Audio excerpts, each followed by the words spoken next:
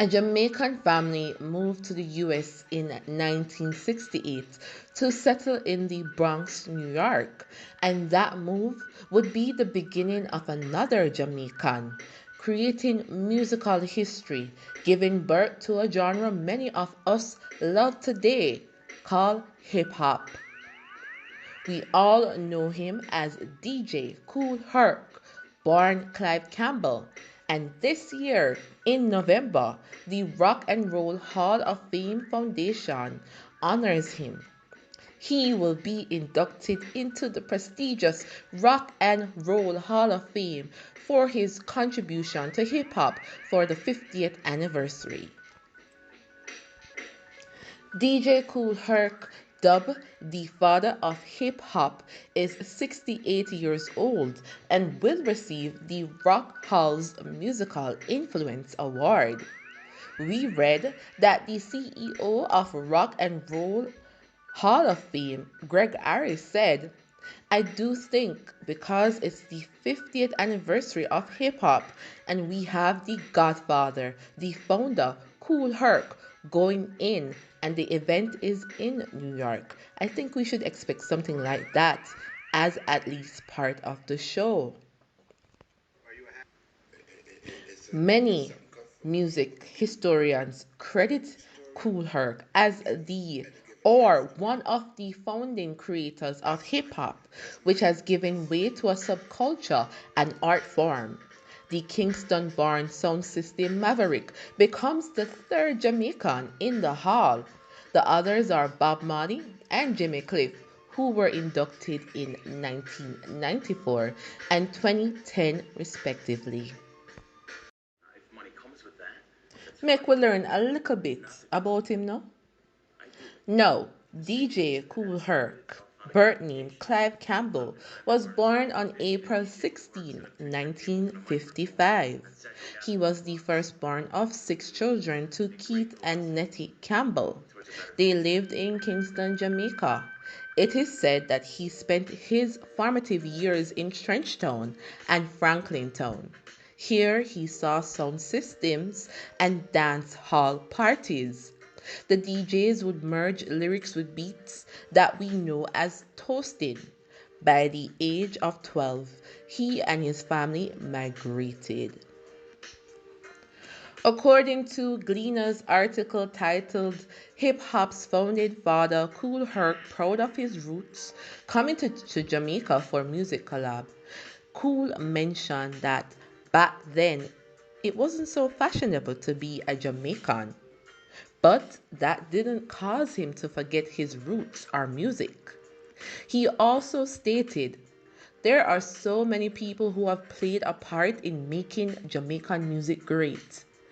The Big Youth, U-Roy, Baron Lee, Dragonaires, Shinehead. He's a legend in his own right. Sean Paul, Supercat. I would love to see him again because I like where his style is coming from. I loved Dennis Brown. He was the father. Sir Coxsone, that was his best friend. Now I'm pausing here to add that we just have to bring up Jamaican music and musicians. What our people did with music is indescribable and isn't credited enough. We truly believe that wherever you are in the world, home or abroad, we should always promote our music, people, and culture. Proudness, can done. Now let's get back to learning about Kool Herc and talk a little bit about how he boss. In 1967, they moved to 1520 Sedgwick Avenue, which is a crucial location to the history he made. Now, I'm seeing conflicting years, so it's either 1967 or 68. Now, what happened, it was here at this location, DJ Kool Herc and his sister Cindy had a party that laid the foundation for hip hop. According to the Guardian.com, his sister just wanted to raise some money to buy new clothes before the new school term began.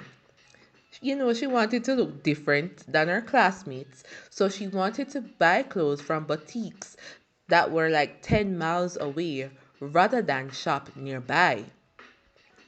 She rented recreation room of the 100-unit apartment building they lived in and used that for the party.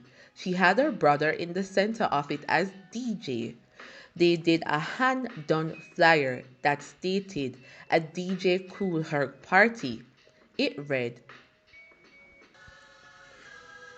"Back to school jam. The 9 p.m. to 4 a.m. party wasn't going to break anyone's bank.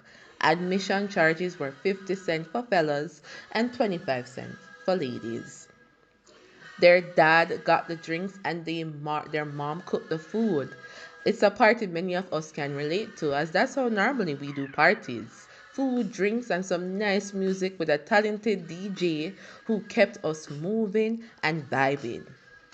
Though they had him titled as DJ Kool Herc, no one had really heard of him before. So this was kind of his debut, in a sense.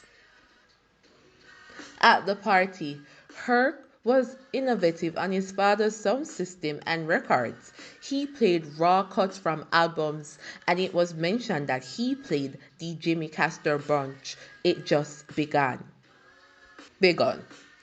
And that became an anthem at the jam. We listened to that song and it's really good. Funk and feeling. Actually shaking my head, rocking my hips, stopping every now and then to move my hands as I'm listening to Castor Bunch as I write this part of the script. So make sure you give it a listen. Check it out on YouTube.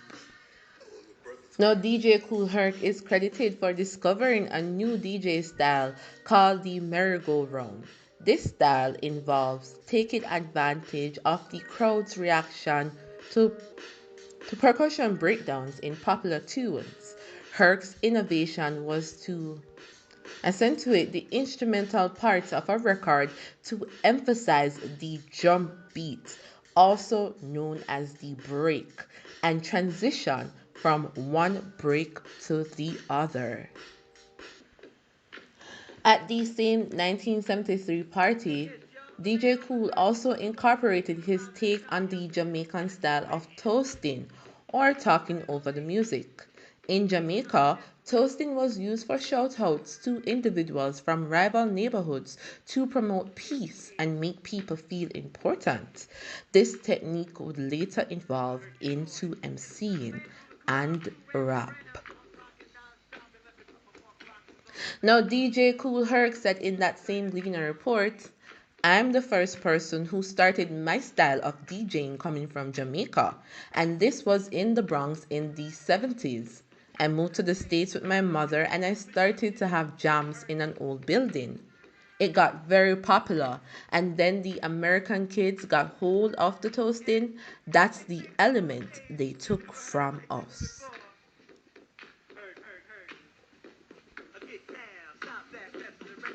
At the same party, they raised 500 and that was the and the rest, as they said, was history. DJ Kool said when he met Biggie Smalls, he said to him, "Herc, thank you for doing what you did." After that first party that hosted hundreds of people, DJ Kool Herc became very popular on the streets.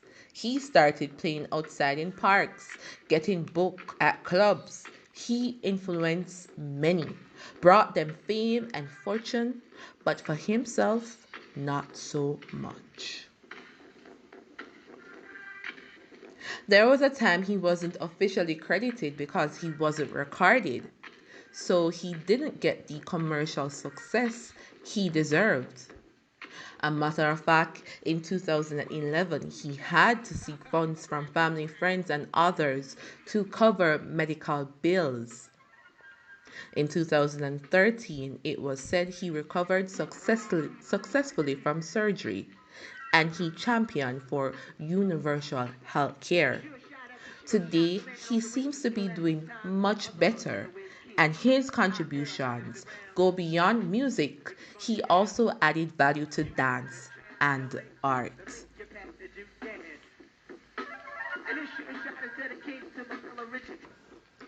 In 2007, he campaigned successfully for 1520 Sedgwick Avenue to be officially recognized as hip hop's birthplace.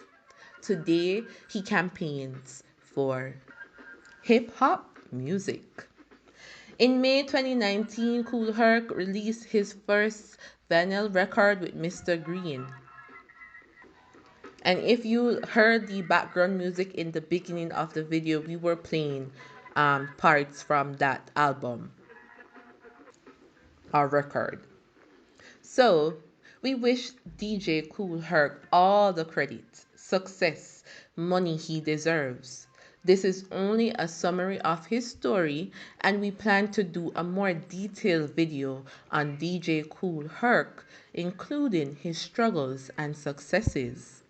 Big up DJ Kool Herc, and blessings to you always.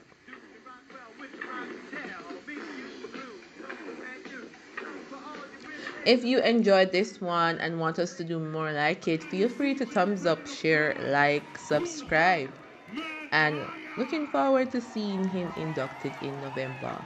Give credit all the time, guys, to our Jamaican greats. They might not be recognized universally, but our voices can take them very far.